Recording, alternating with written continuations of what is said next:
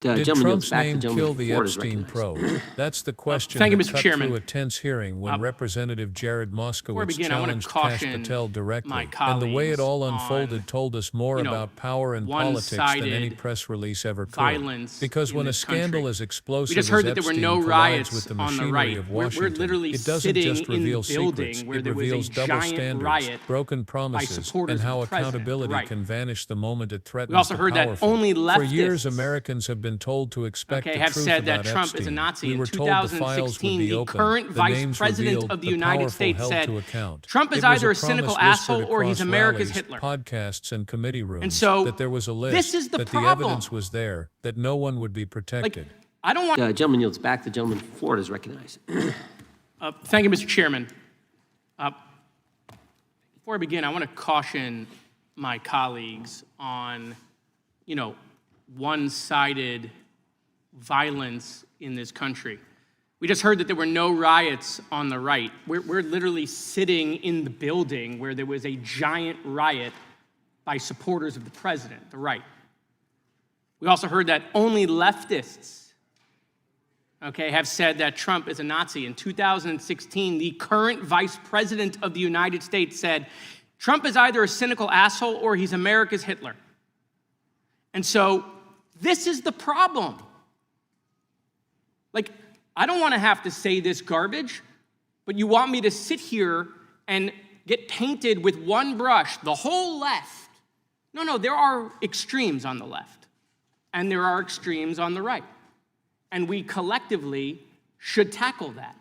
But to come here and just look at us and say we all support what's going on in the extremes is why we can't solve anything in this building. Director, let me say first, thank you for being here, and my condolences on the loss of your friend. And I'm happy to hear that you want to do more on the social media platforms. It's crazy what's going on the social media platforms. There are so many conspiracy theories on what's going on with Charlie Kirk. Israel assassinated him, right? There are conspiracy theories about your personal social life all day. It is totally rampant. Big names on the right, Candace Owens, right? Talking about how what's been released as far as the dialogue between the perpetrator and his roommate is manufactured by the FBI, manufactured by the administration. It is totally rampant, allowing foreign governments to just perpetrate these platforms, all of these bots, all of the time to weaponize Americans. You see what's going on here? This is a byproduct of all of that. What's going on in the streets is a byproduct of all of that. What's happening is you see people celebrate Luigi Mangione is a byproduct of all of that. And so if we want to do something, then we should talk about Section 230. We should talk about how we're going to make sure that we don't let foreign governments poison our children's mind. And so I will work with you on that, Director. I'll work with you on 230 any day. No problem. So now, that was the good part. I want to take your attention back a second, okay? Breaking news. Kash Patel is nominated to be the FBI director. Dan Bongino is nominated to be the number 2 at the FBI. MAGA celebrates, rejoices, bells are ringing out. The team, Patel, Bongino, that sought out every podcast microphone to talk about the Epstein list. The names are finally going to get released. It begins. They produce white binders. Phase 1 with the podcasters. This is not actually one of them, of course. I made this. Your name's on it, right? And the names are going to come out. Pam Bondi says the list is on her desk. Then a memo comes out all of a sudden and says, there's no list. Oh, no phase 2. Phase 2 binders never happen. You said the conspiracy theories around Epstein just aren't true. They never have been. And yesterday, in an answer to Senator Kennedy, you said the FBI is not in possession of any credible evidence that Epstein trafficked girls to anyone but himself. So according to your testimony yesterday and in this committee, according to the evidence the FBI has, the number of names on the list are 0. No, zero. The index has been released, and the number of people involved in that trafficking operation were charged in 2018. Other than Epstein and Ghislaine Maxwell, your testimony in the Senate and here is that according to the evidence you have, the number of other names is 0. That were charged based on credible evidence. Well, who are the other names? Give me the other names that weren't charged. We are not releasing the names of anyone because the Department of Justice never does that of anyone that didn't have any credible information to attack them. Let me move forward. The president has, you've seen the picture of the woman's body with the writing and the president's signature. The president says that's not his. Okay? President says it's not his. The Republican colleagues say it's not his. The administration say it's not his. Will you be opening up an investigation into the Epstein estate for putting out a fake document with the president's signature linking him to the world's largest pedophile ring? Will you be opening that investigation into that? On what basis?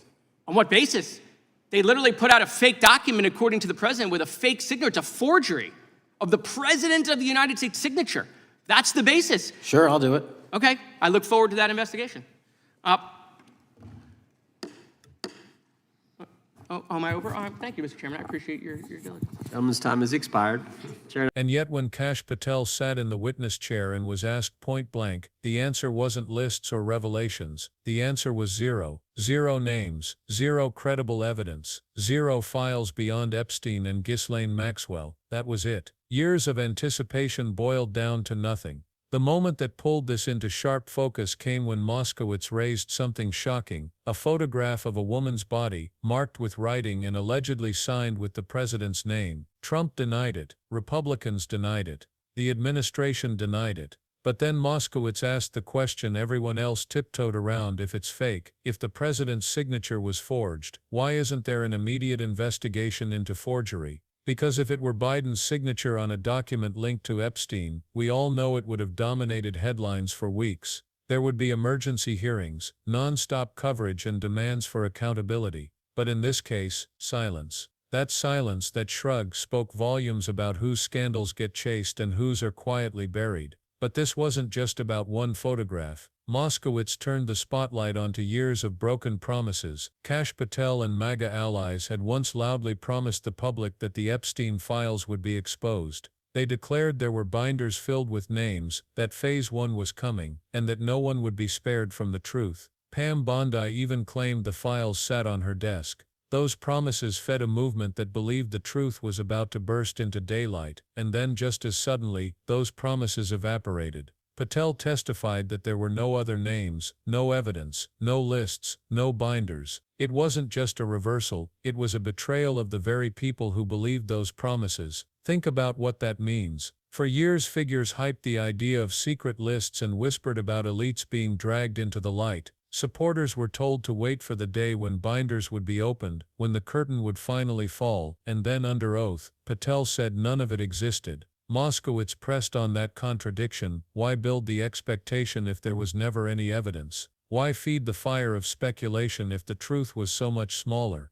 The answer to that question wasn't given, but the silence left behind was deafening. This is the danger of weaponizing scandal for political gain. When leaders hype up secrets they can't deliver, when they stoke anger with promises they never intend to fulfill, they don't just disappoint their base, they poison trust for everyone. Because once the curtain falls, and the truth is exposed as less than promised, people don't just lose faith in politicians, they lose faith in the system itself. They stop believing in evidence, in institutions, in accountability. And when trust collapses, conspiracy theories take over. That's exactly what we've seen. In the vacuum left by disappearing files and missing names, speculation exploded online. Some said the documents were forged. Others claimed foreign governments were manipulating social media to spread chaos. Influencers like Candace Owens and Charlie Kirk floated theories about FBI fabrications. Bots amplified the noise, and soon the internet was flooded with more rumor than fact. This is what happens when leaders refuse to be clear. Conspiracies fill the void, and people are left drowning in speculation, and that speculation has consequences far beyond Twitter or Telegram. Every time officials dodge accountability, every time they hide behind vague denials, they give new oxygen to disinformation. That disinformation spreads, divides, and radicalizes. It convinces communities that nothing can be trusted, that everything is rigged, that violence is sometimes the only answer. We've already seen how dangerous unchecked conspiracy theories can be. And hearings like this, filled with contradictions and silence, only make the problem worse. But let's not lose sight of the human cost here. This isn't just about binders lists or political games. At the center of all this are survivors, women and girls exploited and abused by Epstein and his network. Every time politics hijacks this story, their voices are sidelined. Every time leaders make promises they can't keep, survivors are re-traumatized by the cycle of hype and denial, and every time institutions refuse to pursue accountability with equal urgency, survivors are reminded that justice bends for the powerful. That's why the comparison Moskowitz raised hits so hard. Imagine if a forged document tied to Biden had surfaced, would anyone have shrugged?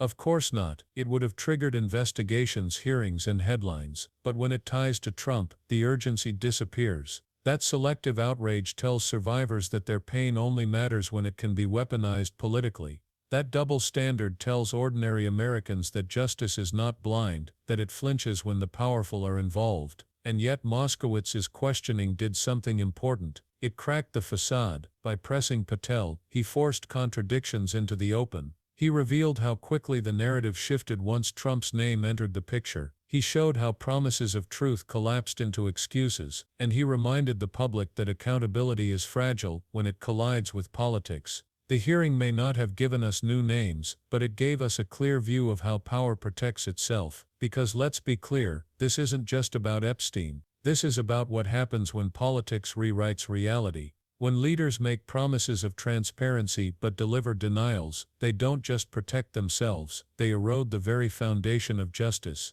When institutions allow selective accountability, they don't just fail survivors, they fail the entire.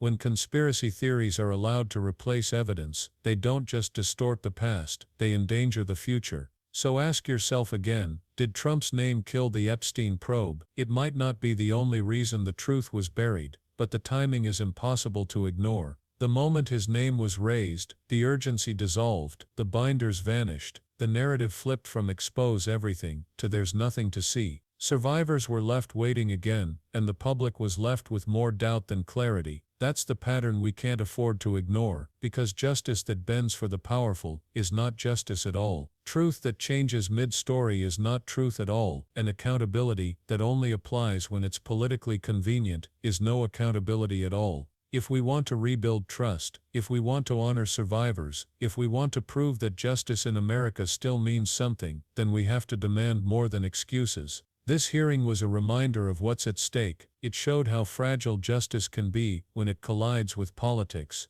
It exposed the danger of selective outrage and the cost of empty promises, and it left us with a choice: accept the silence or demand accountability. If you believe survivors deserve answers, if you believe America deserves a justice system that doesn't flinch when the powerful are involved, then don't look away. Stay engaged, share this video, speak out, because if the public doesn't hold leaders accountable, no one else will.